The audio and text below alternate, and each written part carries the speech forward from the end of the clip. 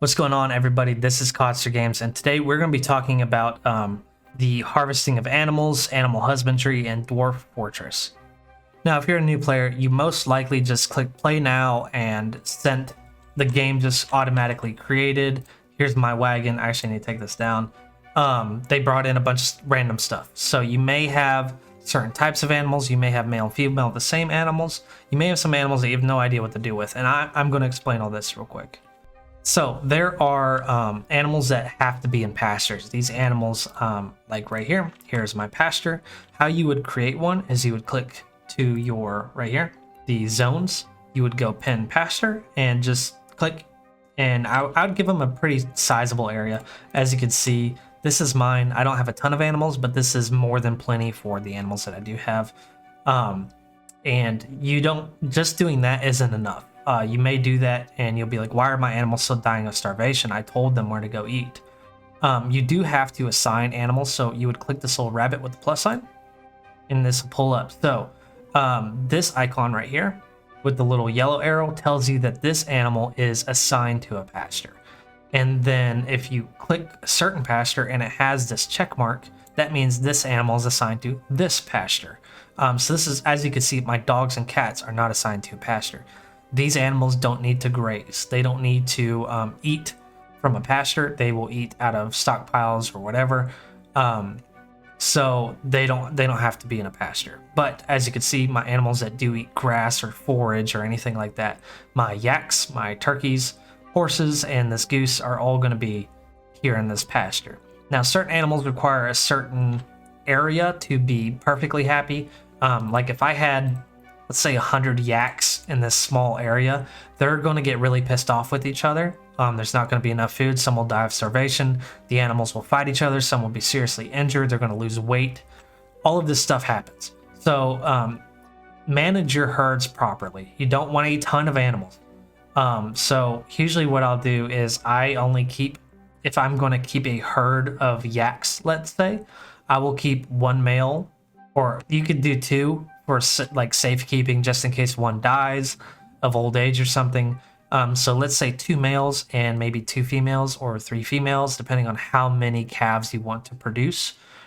Because it does take a year or so for a large animal to grow up to be harvestable. So by the time you have, let's say we have a 2-3 ratio of males to females, you may have 10 calves on the ground before one ever grows up to be an adult and be harvestable. So that leaves you with 15 animals. So, I mean, this area would be plenty for 15 animals. But just keep that in mind. You do want to manage your populations. You want to be ready for the influx of meat and hide and bone and all of this stuff. And that is something we're also going to be talking about. Butchering animals. Rotting meat, rotting body parts, anything like that causes miasma, which is a type of like a toxic gas. I almost said nauseous gas. Is a toxic gas from the decomposing parts of organic material.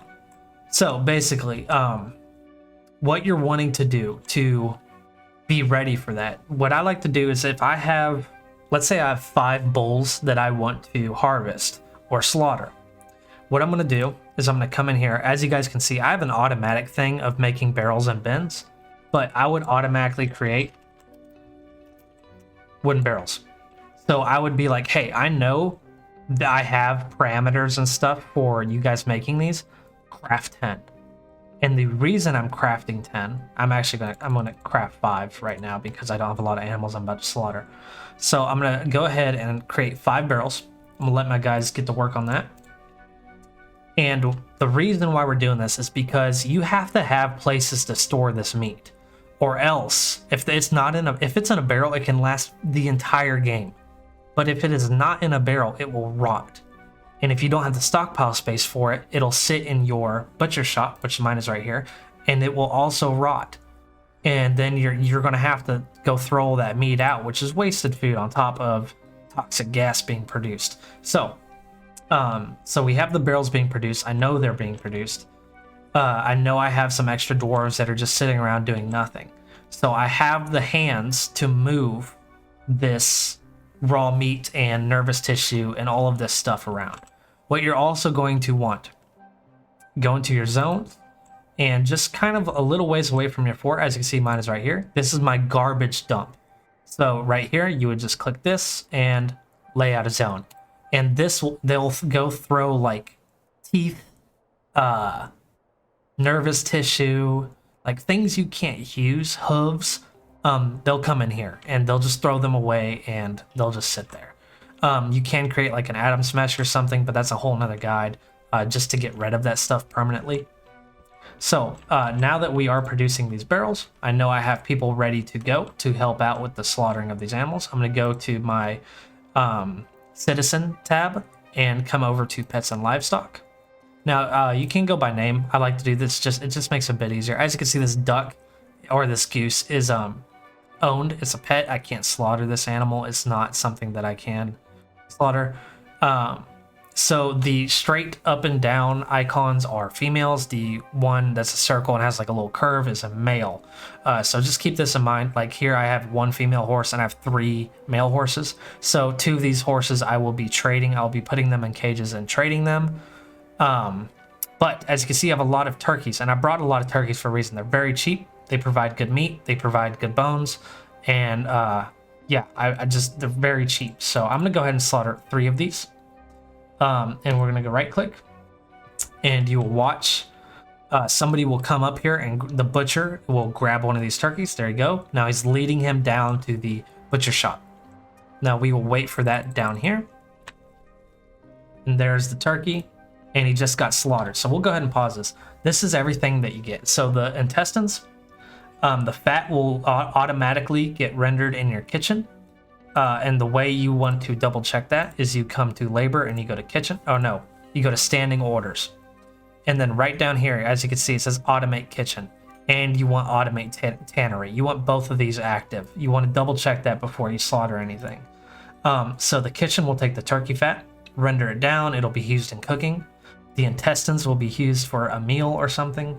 Your gobbler skin or any type of skin or hide, rawhide, will be used for tanning, and that will become leather. Your turkey meat will be thrown into a bin or used for food, or thrown into a bin for eating later or used for cooking.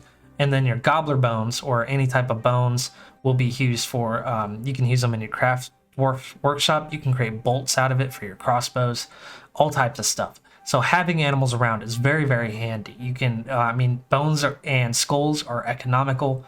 You can create crafts with them, like skulls you use for totems, and you can make money off of those or trade them. It's not money, it's like a value point system.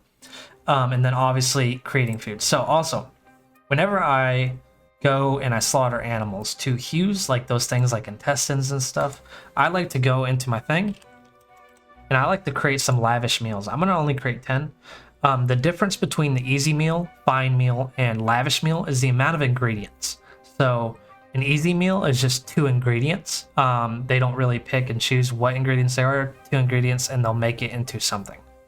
No, fine meal is 3 ingredients. Again, they don't really choose and pick which ones, it doesn't matter. They'll just grab 3 things, craft it into a meal. And then lavish meals are 4 ingredients. So to create 10 lavish meals, and I don't know exactly how much they can produce, it kind of depends on your cook.